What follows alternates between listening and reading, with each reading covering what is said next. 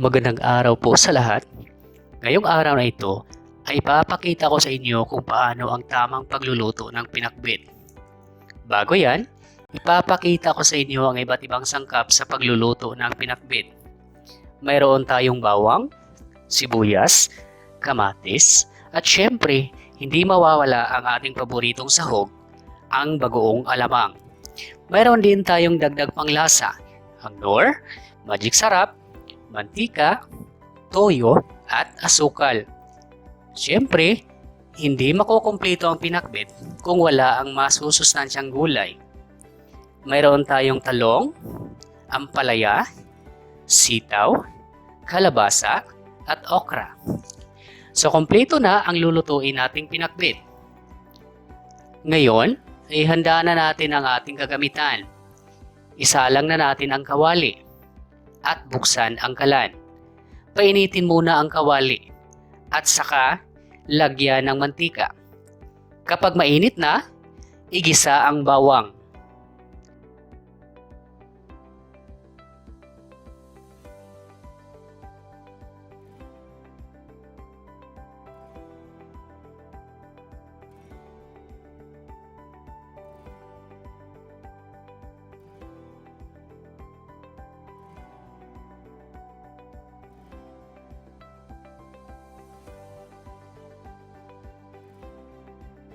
Isunod ang sibuyas hanggang magiging golden brown ang kulay nito.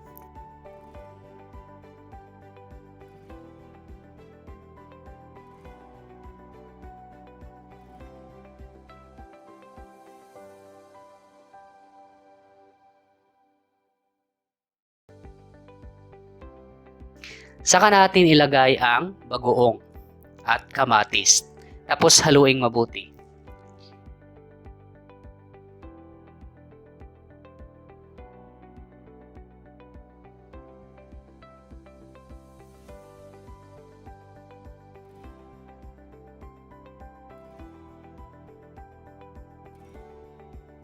Ilagay na natin ang nor 4 cubes. Pwede nang ilagay ang kalabasa at haluing mabuti.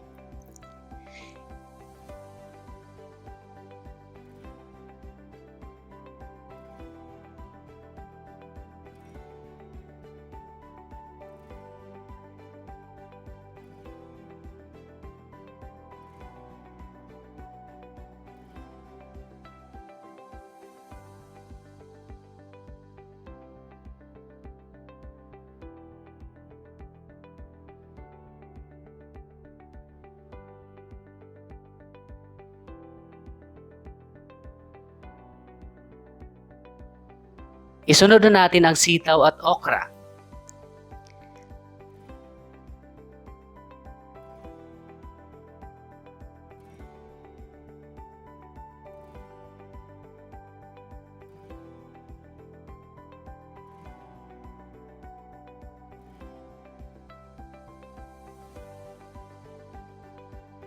Lagyan natin ng kaunting tubig.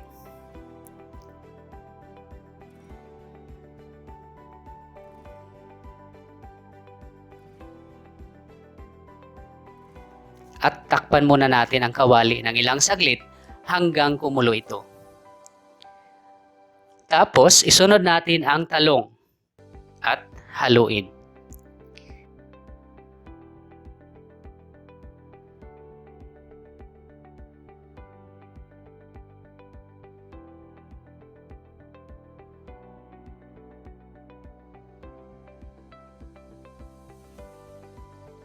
Takpang muli ang kawali hanggang ito ay lumambot.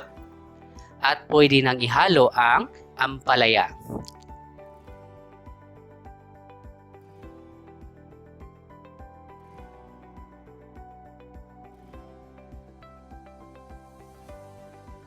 Siyempre, para mas lalong sumarap ang ating pinakbet, budbura natin ng magic sarap para mas madagdagan ang lasa ng ating nilulutong pinakbet. Takpang muli ang kawali ng ilang segundo. At pwede na natin itong hainin.